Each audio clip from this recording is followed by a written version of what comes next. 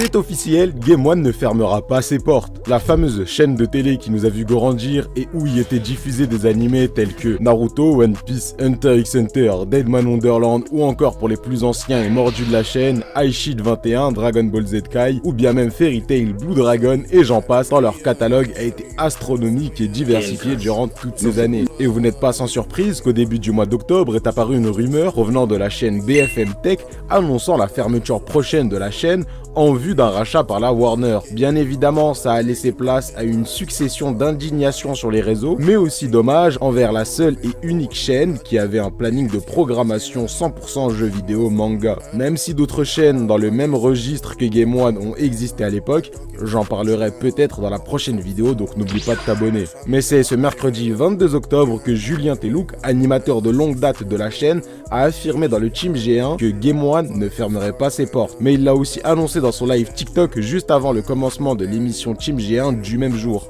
Et non, pour l'instant, Game One ne ferme pas. Voilà, il n'y a pas de fermeture de Game One. Est-ce que je vais aller sur Twitch? La réponse est oui. Je réponds à 0. Tu peux d'ores et déjà t'abonner à ma chaîne Twitch, Julien Telouk.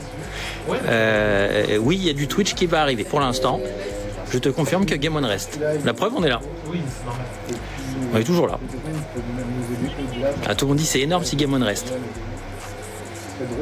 5 minutes.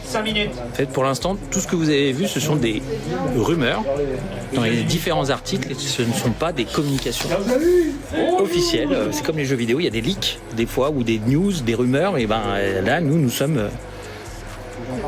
Pour l'instant, nous ne fermons pas, nous sommes là pour faire des émissions. On se retrouve finalement face à des spéculations contre des spéculations, en espérant que Julien ait bien raison et qu'ils ne disent pas ça simplement parce que la clause de confidentialité leur empêche de dire la vérité. En tout cas, je souhaite une longue vie à la chaîne Game One et à leur animateur en espérant que la chaîne prospère encore en 2026.